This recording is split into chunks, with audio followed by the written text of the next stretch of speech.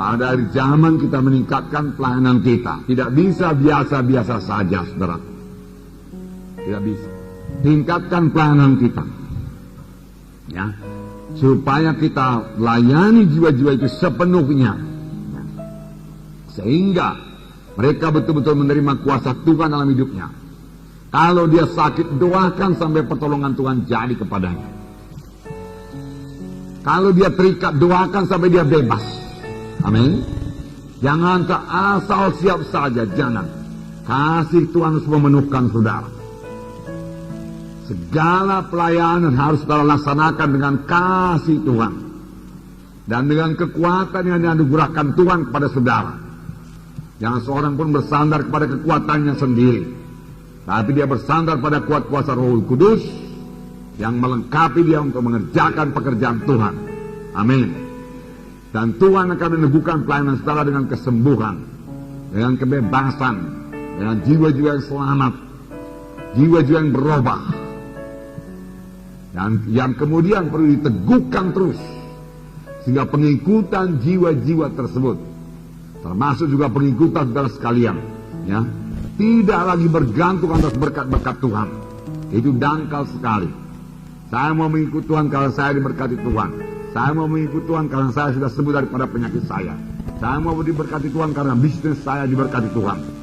Saudaraku, bukan itu dasar mengikut Tuhan, bukan. Ya, berkat Tuhan yang Tuhan berikan kepada kita di dunia ini hanya sementara. Kesembuhan pun hanya sementara. Ya, hanya sementara. Ya. Mata kita harus kita tujukan kepada hal-hal yang kekal. Amin. Ya, pandang kepada hal-hal yang kekal. Saudara, kalau dalam mengikut Tuhan kita hanya berharap akan perkara-perkara di dunia ini saja, maka kitalah orang yang paling malang, firman Tuhan berkata. Itu 1 Korintus 15 ayat 19 kalau saya tidak salah. Saudaraku, yaitu yang menginginkan, ya, barang-barang materi dunia ini supaya saya mengikut Tuhan, supaya saya keberkatan, ya. Saya mengikut Tuhan supaya saya sembuh, ya. Saya mengikut Tuhan, ya, karena memang sudah nggak tahan lagi serangan-serangan setan, ya. Kalau dia perlu dibebaskan. Kalau sekedar itu aja tujuan kita, saudaraku, kita adalah orang yang paling malang di dalam dunia ini. Amin. Oleh sebab itu tujukan pandangan kita kepada pahala-pahala yang kekal yang sudah menanti kita. Pada akhir zaman itu saja yang bisa memegang saudara teguh dalam Tuhan. Ya, karena goncangan akan bertambah hebat pada akhir zaman ini, saudaraku. Kalau pandangan kita hanya sekedar, saudaraku, di dunia ini saja, saudara, kita akan gugur daripada iman. Dan firman Tuhan sudah memperingatkan lebih dahulu, pada akhir zaman akan banyak orang-orang pilihan yang jatuh daripada iman. Hendaklah mata kita, mata rohani kita, memandang kepada hal-hal yang kekal.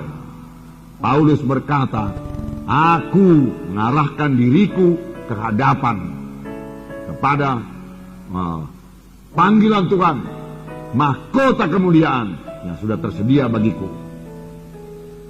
Dan tidak ada yang dapat memisahkan dia dengan kasih Kristus. Amin. Haleluya, saudara. Nah, puji Tuhan. Jadi, saudaraku, doakan terus juga walaupun saudara sudah berdoa buat KKR kita tanggal 18, 19, 20 dan kebaktian tanggal 21. Saudara, maunya inilah saatnya, saudaraku, kebangunan rohani bagi tanah Batak. Amin. Sudah cukup lama lah waktunya tanah Batak ini masih dalam kegelapan. Saudara, kita akan kabarkan Injil yang tegas, saudaraku, yang bisa menerima, yang bisa mengakibatkan banyak tantangan, ya. Karena kita akan ajak dia bertobat dengan sungguh-sungguh, meninggalkan semua kegelapan. Kalau mau mengikut Tuhan harus bertobat sungguh-sungguh. Tidak bisa mengikut Tuhan tapi terus mengikut dosa, tidak bisa. Amin, saudara. Semua kita mengerti hal ini. Harus ditinggalkan kalau kita mau mengikut Tuhan sungguh-sungguh. Kalau kita mau beroleh hidup yang kekal, harus ada ditinggalkan, saudara. Dan jangan kembali lagi kepada yang ditinggalkan itu, kegelapan kah itu, dosa kah itu, penyembahan berhala kah itu, kehendak daging kah itu, hawa nafsu kah itu, saudaraku. Itu semua ditinggalkan, tetap ditinggalkan. Jangan kembali lagi kepada yang lama. Amin. Ya, suku Batak mengerti hal tersebut.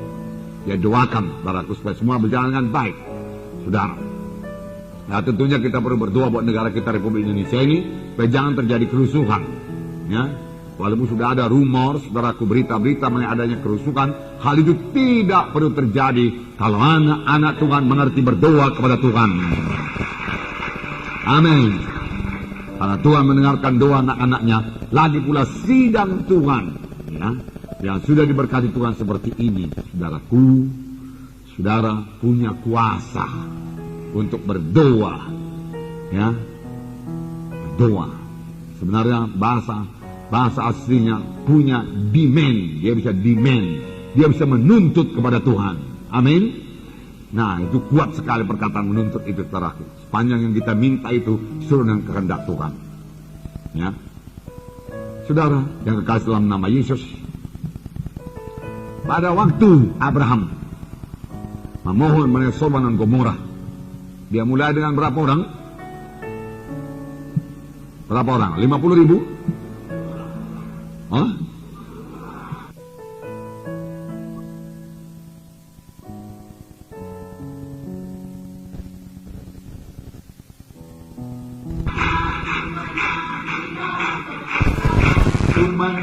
Ku menang atas segala setan. Haleluya, haleluya, ku menang. Haleluya, dia bangkit. Haleluya, dia hidup. Haleluya, dia naik. Roh Kudus turun. Amin. Itu tepuk tangan yang meriah buat Tuhan Yesus.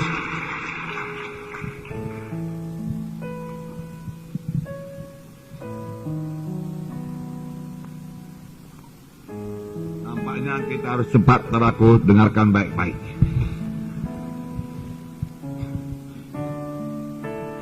Saudara, kita perlu kuat dan teguh pada akhir zaman. Akhir zaman terjadi banyak goncangan-goncangan. Bahkan hampir dalam segala bidang akan terjadi goncangan-goncangan. Bahkan sudah terjadi goncangan-goncangan. Sudah mulai goncangan-goncangan. Sekarang saja saudara kita lihat goncangan dalam bidang ekonomi, saudara. Sudah terjadi goncangan dalam bidang keuangan, krisis moneter, dan lain sebagainya. Goncangan dalam bidang pemerintahan, saudara, sudah terjadi. Saudara, tetapi satu lagi, setan mau menggoncang dalam keluarga juga. Berhati-hatilah, saudara, jangan beri tempat kepada setan dalam keluarga saudara. Karena itu termasuk dalam rencana setan. Tetapi sepanjang kita, saudaraku, sebagaimana saya katakan tadi, berurat berakar pada firman Tuhan dan berdasar pada firman Tuhan, dan pandangan kita, saudaraku, kita tujukan kepada pahala yang kekal di sorga, saudaraku, maka rencana setan tersebut bisa digagalkan. Amin. Saudara, kalau saudara lihat TV, yang mendapat goncangan bukan Indonesia saja. Beberapa negara, beberapa bangsa-bangsa di dunia ini telah menerima goncangan. Goncangan, saudaraku. Ada yang ditimpa bala kelaparan. Saudara, kita lihat juga, saudaraku, beberapa negara bahkan sekarang ini ditimpa bala kelaparan. Beberapa negara lagi, saudaraku, ditimpa, saudaraku, bahaya banjir. Bahkan Cina yang begitu besar, saudaraku, ya, ditimpa banjir. Yang Sungai Kuning itu meluap. Dan saudara lihat 240 juta jiwa, saudaraku, mengalami kesusahan, mengalami akibat daripada banjir tersebut. Kalau yang namanya 240 juta jiwa lebih banyak daripada seluruh penduduk Indonesia ini. Amin. Ya, itu sudah sangat besar. Saudara, belum lagi terhitung kerusakan pertanian akibat daripada banjir tersebut. Nah, saudara, dan ini bisa mengakibatkan, ini bisa membawa ancaman bahaya kelaparan. Kalau panen menjadi gagal karena banjir itu, Dan karena luasnya daerah yang dilingkupi oleh banjir tersebut, ancaman bahaya kelaparan bisa terjadi bukan hanya bagi Cina, bagi Asia ini, saudara. Karena inilah penduduk yang terbanyak di dunia ini, saudara. Jadi banyak goncangan apa enggak ini, saudaraku? Ya, saudara, saya mau memberitahukan kepada saudara, ya. Hanya anak Tuhan yang memiliki iman yang teguh berdasar pada firman Tuhan, ya, memandang pada hidup yang kekal, yang bisa tahan dan berkemenangan terhadap goncangan tersebut. Maksud saya, anak-anak Tuhan yang bersandar kepada Tuhan dengan cara seperti itu, berpegang kepada firman Tuhan, beriman kepada firman Tuhan, memandang kepada hidup yang kekal, saudara, dia tidak akan terkena goncangan, bahkan dia keluar dari goncangan dengan berkemenangan. Amin. Yaitu kehendak Tuhan, saudara. Kita bisa keluar daripada goncangan-goncangan, krisis apapun namanya sekarang ini dengan berkemenangan, sepanjang kita bersandar kepada Tuhan. Sepanjang tujuan kita mengikut Tuhan adalah, saudaraku, hidup yang kekal, pahala-pahala yang kekal, upah yang kekal, hal-hal yang kekal yang menanti kita, bukan hal-hal yang sementara di dunia ini, saudaraku. Semua yang ada di dunia ini sementara. Kalau kita dasarkan, saudaraku, pengikutan kita kepada Tuhan atas berkat-berkat Tuhan, saudara, kita akan kena goncang dan jatuh, saudaraku. Misalnya saja, saudaraku, ya, sekarang ini berlihat, oke, seorang berkata, saya diberkati Tuhan, banyak uang saya, uang rupiah tadinya, sudah nilai rupiah merosot, saudaraku, inflasi, saudaraku, melangit, saudaraku, keadaan ekonomi mengalami resesi, saudara, ya. Nah, bukan hanya Indonesia saja, saudara. Makanya saya katakan ini akhir zaman. Sebelum krisis moneter Indonesia, saudara, di Thailand sudah mendevaluasi mata uangnya, saudara. Jadi ini, saudaraku, berapa negara kena, saudaraku. Dahulu, saudaraku, ya. Apalagi saya masih SMA begitu, saudaraku. Kalau dibilang bank itu saya percaya betul, saudaraku. Saya pikir bagaimanapun bank itu mestilah membayar, mesti ada uangnya, cukup. Saya pikir-pikir ini uang di bank ini sangat luar biasa banyaknya. Nyatanya, saudaraku, banyak orang sekarang krisis kepercayaan kepada bank juga. Tidak percaya lagi kepada bank, saudaraku.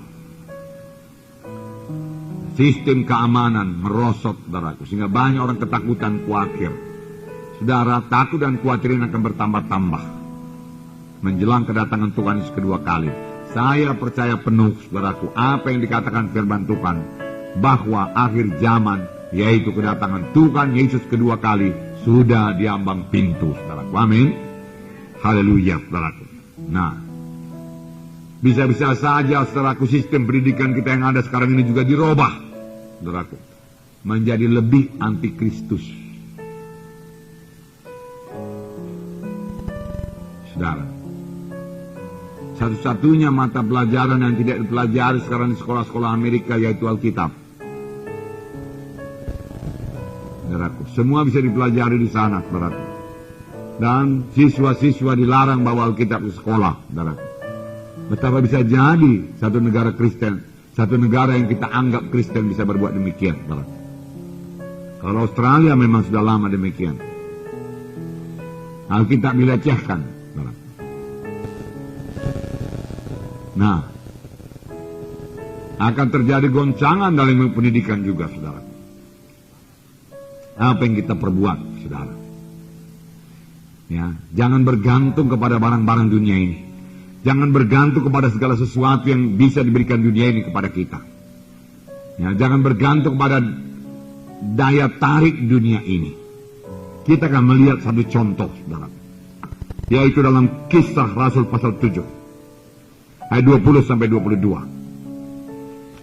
Kisah 7 ayat 20 sampai 22.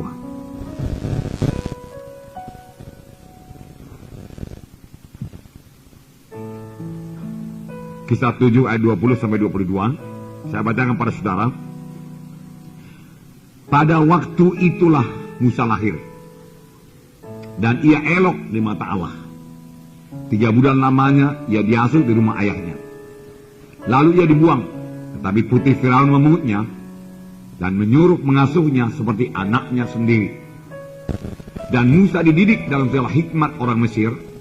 Dan ia berkuasa dalam perkataan dan perbuatannya. Semua kita tahu cerita Musa. Ya. Musa lahir pada masa yang sangat sulit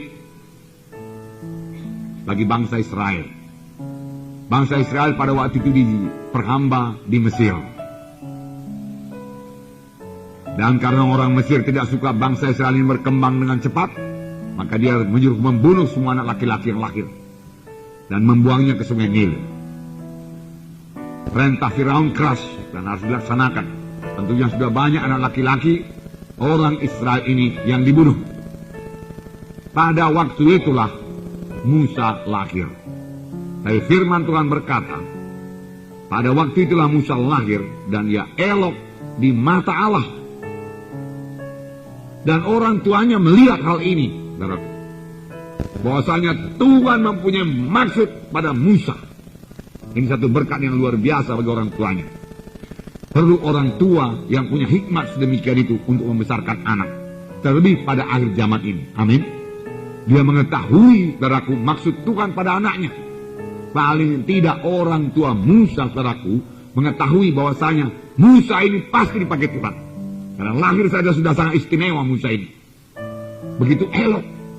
Lalu firman Tuhan dalam buku Ibrani berkata, karena iman. Lalu orang tuanya beriman. Puji Tuhan buat orang tua yang beriman.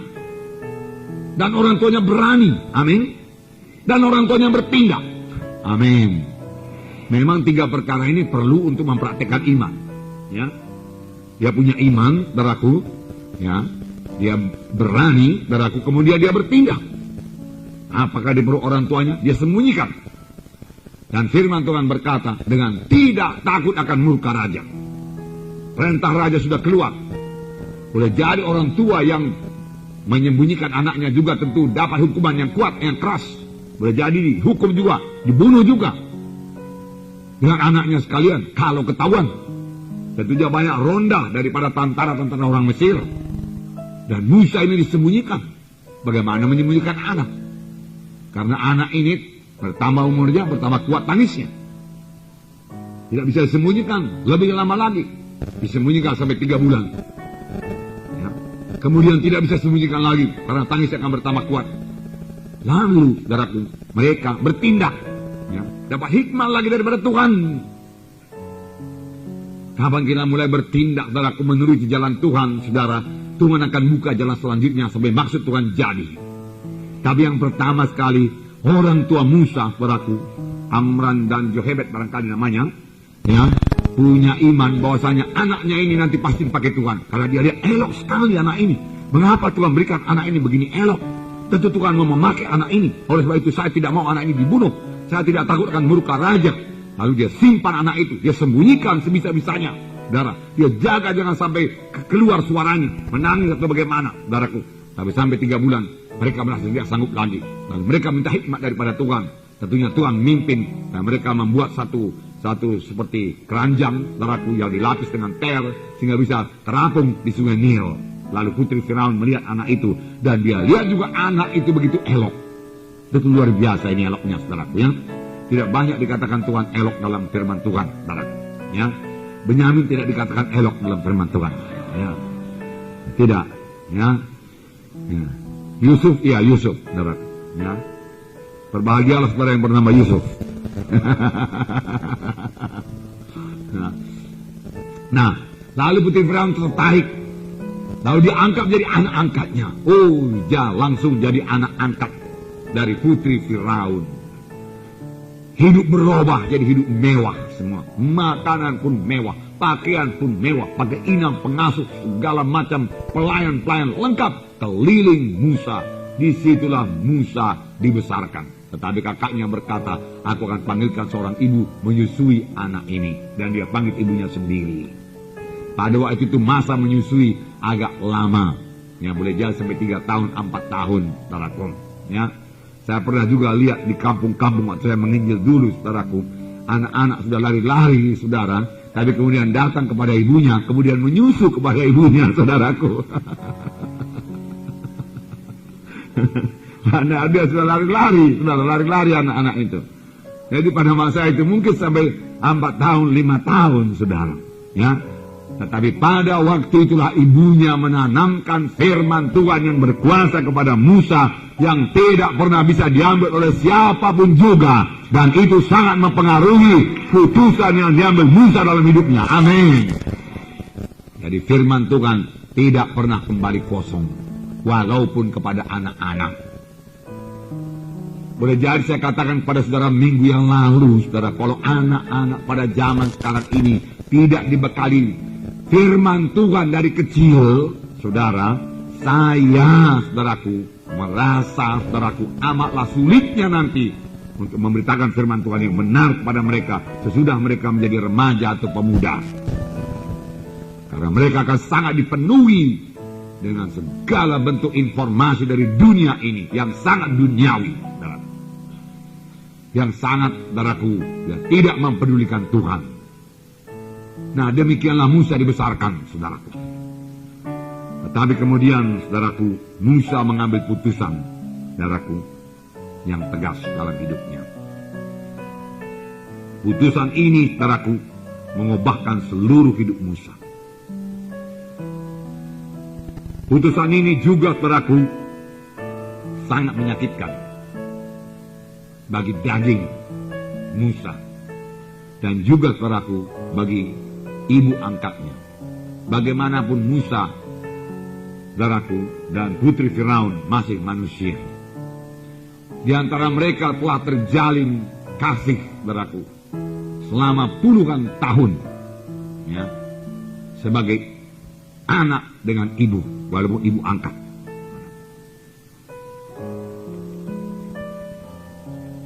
Persekutuan, ya, persahabatan paling tidak, saudaraku.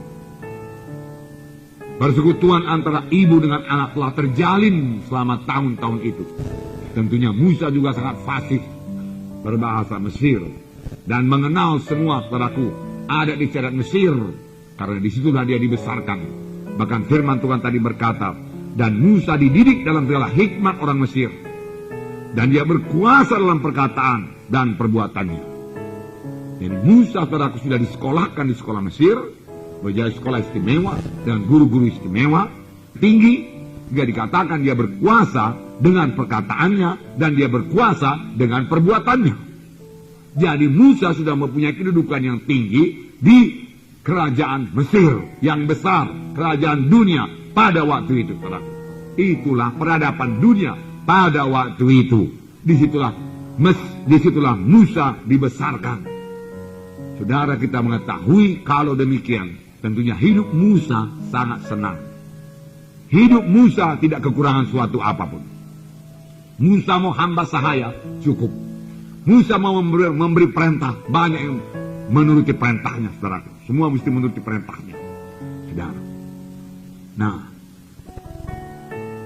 Musa bakal lebih daripada itu, saudaraku. Dia akan mewarisi tata Mesir. Warisan yang sangat luar biasa menanti Musa. Tetapi saya mau katakan kepada saudara, betapa hebat pun kerajaan Mesir, warisan yang akan diterima Musa, semua itu bersifat sementara saja. Sementara saja. Saudara, lalu saudaraku, tibalah, saudaraku, saat yang sangat sukar bagi Musa, saudaraku, yaitu mengambil keputusan yang tegas. Putusan yang tegas, di mana dia, saudaraku, mau meninggalkan Mesir dan tidak pernah lagi kembali ke Mesir. Bukan masalah orang yang tidak pernah kembali, tidak pernah kembali lagi kepada kehidupan Mesir. Dia memang kembali ke Mesir untuk membebaskan bangsa Israel dari Mesir, tetapi hidup sebagaimana orang Mesir atau pembesar Mesir, bangsawan Mesir, anak raja Mesir, anak putri Firaun, nggak pernah lagi. Nggak pernah lagi dia hidup sebagai anak bangsawan yang bisa menikmati kesenangan dosa. Nggak pernah lagi. Itu sudah dia tinggalkan sekali untuk selamanya. pelajaran bagi kita. Amin, saudara. Jangan jatuh bangun, kembali kepada dosa yang lama. Belajarlah daripada Musa yang dipakai Tuhan luar biasa. Saudaraku yang kekasih dalam nama Yesus, dalam Ibrani 11 ayat 24 sampai 26. Ibrani 26. Saya bacakan pada saudara. Ayat 24. Karena iman, maka Musa setelah dewasa menolak disebut anak putri Firaun. Karena lebih suka menderita sengsara dengan umat Allah daripada untuk sementara menikmati kesenangan dari dosa. Ia menganggap penghinaan karena Kristus sebagai kekayaan yang lebih besar daripada semua harta Mesir. Sebab pandangannya ia arahkan kepada upah. Karena iman, maka ia telah meninggalkan Mesir dengan tidak takut akan murka raja. Ia bertahan sama seperti ia melihat apa yang tidak kelihatan. Ini penting sekali, saudara. Ia melihat apa yang tidak kelihatan. Oleh mata badani manusia tidak kelihatan. Tetapi Musa melihat. Inilah kelebihan Musa. Apakah kita melihat apa yang tidak kelihatan? Bukan mesti melihat, saudaraku, dalam penglihatan, tidak. Tetapi terutama melihat dalam pengertian rohani, saudara. Jika saudara berani mengambil keputusan, saudaraku, saya ini bukan Musa. 1/10, 1/100 Musa pun tidak. Saya tidak bisa dibandingkan dengan Musa, saudaraku. Terlalu kecil. Tidak bisa dibandingkan dengan Paulus. Terlalu kecil, saudaraku. Tetapi saya juga melihat apa yang tidak kelihatan oleh kebanyakan teman-teman sebaya saya. Waktu saya mengambil putusan meninggalkan semua, saudaraku, apa yang saya kejar dari dahulu di dunia ini, untuk sampai kepada panggilan Tuhan, untuk mencapai hidup yang kekal. Saudaraku, saya bersyukur buat pengertian yang demikian yang diberikan Tuhan. Ya, saya berani mengambil langkah yang pasti, meninggalkan semuanya. Yang sebenarnya walaupun itu pun tidak hanya dilarang Tuhan, saudara. Boleh jadi itu hanya merupakan beban sajanya, saudaraku. Yang bisanya saya ambil pun, saudara, tetapi tidak menjadi prioritas yang utama. Tetapi saya kurang mengerti waktu itu. Saya pikir kalau sudah ikut Yesus, sudahlah. Semua perlu tinggalkan. Kuliah-kuliah perlu tinggalkan semua. Tak guna lagi di semua. Yang perlu hanya pekabaran Injil. Yang perlu jiwa-jiwa selamat sampai kepada panggilan Tuhan. Karena saya memandang kepada panggilan Tuhan, saudaraku, upah yang menanti, hidup yang kekal. Amin, saudara. Melihat apa yang tidak kelihatan. Melihat apa yang tidak kelihatan. Musa mengambil keputusan. Dasarnya apa? Firman Tuhan yang diberikan ibunya. Bahwasanya engkau Musa memiliki Allah yang hidup. Bahwasanya sesudah dunia ini Musa ada hidup yang kekal yang disediakan Tuhan bagimu. Bahwasanya engkau bangsa pilihan Tuhan Musa, dan bangsa pilihan Tuhan itu berhamba sekarang di Mesir. Dan karena engkau begitu elok waktu engkau lahir, aku melihatnya, maka aku percaya Tuhan memakai engkau untuk membebaskan umat Tuhan daripada penjajahan Mesir. Musa melihat apa yang tidak kelihatan. Biarlah kita melihat apa yang tidak kelihatan. Kita melihat perkara-perkara yang kekal. Kita melihat upah yang kekal. Semua yang ada dalam dunia ini sementara semua. Tidak ada yang kekal. Seberapa kaya pun seseorang di dunia ini sementara saja. Seberapa hebat pun kedudukannya, kuasanya, sementara saja. Seberapa tinggi pun hikmatnya, pengetahuannya secara dunia ini, seberapa banyak pun titelnya, sementara saja semua. Dan Tuhan mempunyai panggilan dalam hidup kita, saudaraku. Saudara, Musa mengambil putusan. Tidak enak kepada dagingnya, tetapi rohnya bersorak-sorai. Amin. Dia harus berpisah dengan ibunya. Karena kalau dia terus ikut dengan ibu angkatnya, berarti dia ikut upacara Mesir, upacara penyembahan berhala yang harus dia tinggalkan kalau dia mau melayani Tuhan. Amin. Tak dapat tiada putri Firaun menyembah dewanya, dan Musa mesti ikut di situ. Ya kan, saudara? Musa mesti ikut menyembah. Musa tidak mau, karena kepada bangsa Israel dilarang menyembah berhala. Tetapi di balik itu Musa punya kedudukan yang tinggi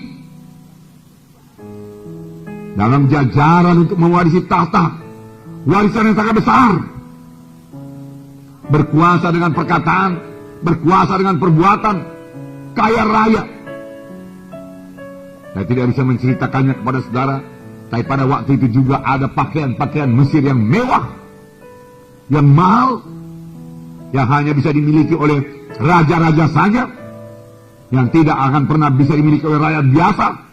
Dan Musa memiliki semua itu, barang-barang mewah, barang-barang berharga, emas, perak, perhiasan-perhiasan, dan sebagainya.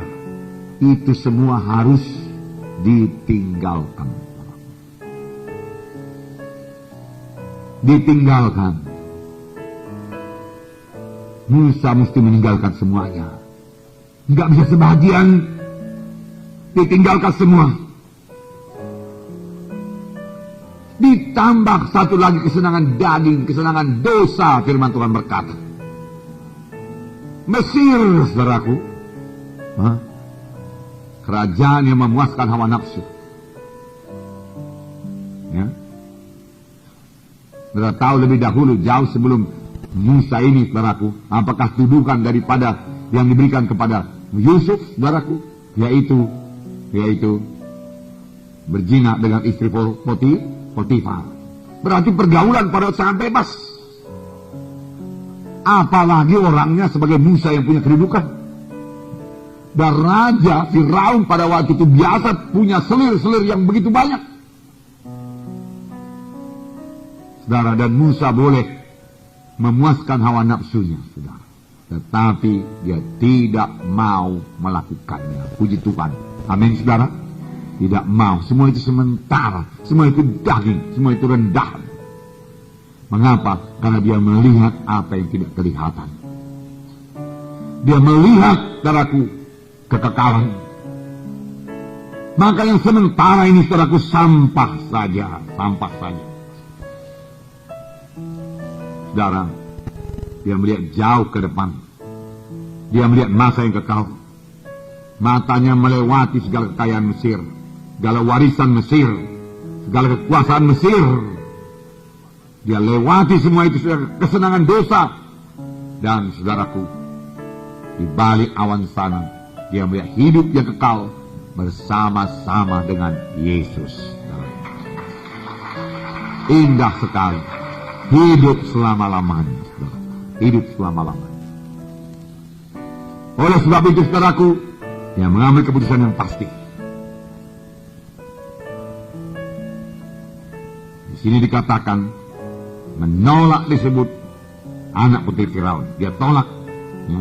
Lebih suka menderita sebagai umat Allah daripada mensukakan kesenangan dosa seketika lamanya. Rela mengalami penghinaan karena Kristus.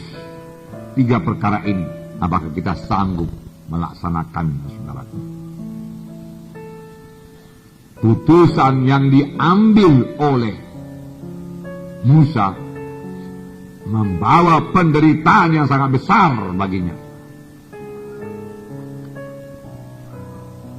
Tetapi Musa telah mengambil keputusan itu, dan itu mengobatkan seluruh hidupnya.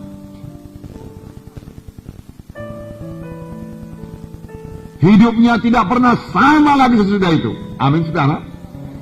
Dan kuasa Tuhan mulai berlaku atasnya, dan dia mulai dipakai Tuhan luar biasa. Walaupun sebenarnya Musa berbuat kesalahan juga, yaitu dia memakai kekuatannya sendiri untuk membebaskan, saudaraku, ya, Israel dari Mesir dengan membunuh orang Mesir, ya kan?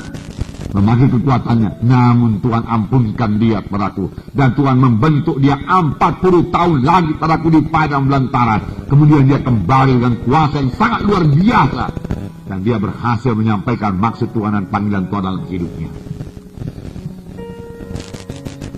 Alangkah luar biasanya, saudara. Dia lihat apa yang tidak kelihatan. Boleh jadi maksudnya yang tidak kelihatan pada waktu itu hanya hidup yang kekal di sorga. Tetapi saudara sendiri, marilah timbangkan apa yang terjadi kepada Musa. Setelah Musa kemudian dibentuk Tuhan 40 tahun di padang belantara dan dilengkapi dengan kuasa Tuhan dan disertai Tuhan, dia kembali ke tanah Mesir dan menyatakan, mendemonstrasikan kuasa Tuhan di depan Firaun. Ya, Musa sangat mulia dan sangat suci dan sangat berkuasa, jauh lebih berkuasa daripada Firaun, saudaraku. Karena keputusan yang begitu tegas yang dia ambil. Sudahkah kita mengambil keputusan tegas dalam hidup kita, saudara? Tidak ada kita yang seperti Musa. Enggak ada.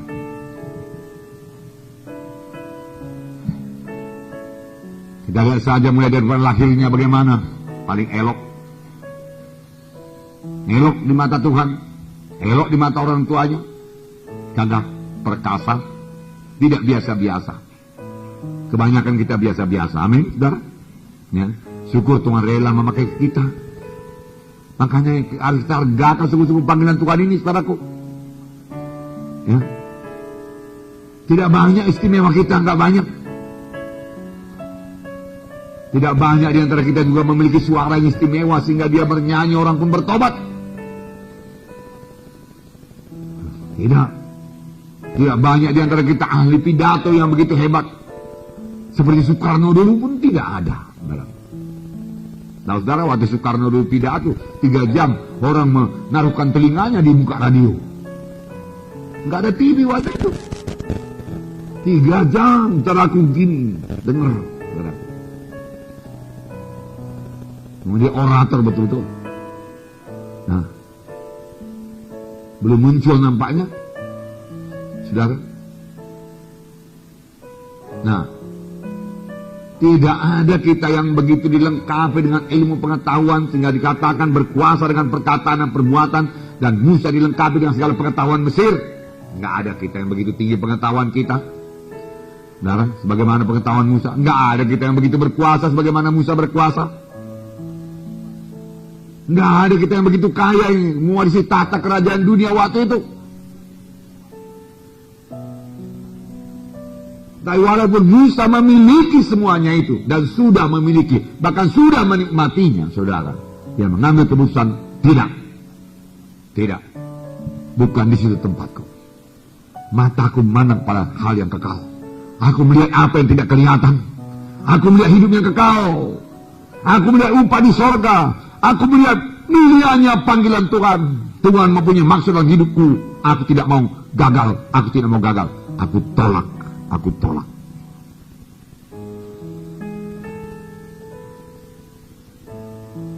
Saudaraku, Musa menolak kedudukan yang tinggi, rela menjadi budak untuk sampai kepada panggilan Tuhan. Betul, saudara? Ya. Musa menolak kesenangan dosa, kesenangan Mesir, saudaraku, dan rela menderita. Berapa banyak di antara kita rela menderita untuk Tuhan? Walaupun barangkali tidak menderita, tapi sikap hati kita harus rela menderita. Amin. Nah, rela menderita. Tidak lagi menyombongkan diri. Dengan segala kekayaan, kedudukan yang dimiliki Musa, Musa dengan mudah menyombongkan diri. Dan firman Tuhan berkata, Tuhan melawan orang yang sombong. Apakah lawan dari sombong? Rendah hati. Pernah saya katakan kepada saudara, kalau Tuhan begitu melawan orang yang sombong, maka Tuhan akan sangat memberkati orang yang rendah hati. Rendah hati, tidak meninggikan diri, tidak menyombongkan diri. Contohnya yang paling tepat Tuhan Yesus, di mana Tuhan Yesus berkata, belajarlah kepadaku karena aku rendah hati dan lembut hati. Ya. Rendah hati bukan berarti lemah-lemah. Rendah hati bukan berarti rendah diri, minder. Saya ini apalah, Saya nggak bisa berbuat apa-apa. Bukan itu rendah hati, itu rendah diri. Itu bahkan Tuhan tidak suka. Siapa yang rendah diri seperti itu, dia tidak menghargakan anugerah Tuhan kepadanya. Di mana firman Tuhan berkata, siapa yang dalam Kristus adalah kejadian yang baru, perkara lama lenyap, perkara baru timbul. Amin. Bertobatlah saudara. Kalau masih ada rendah diri seperti itu, saya ini apalah, saya tidak bisa bikin apa-apa. Ya. Itu bukan rendah hati, itu rendah diri.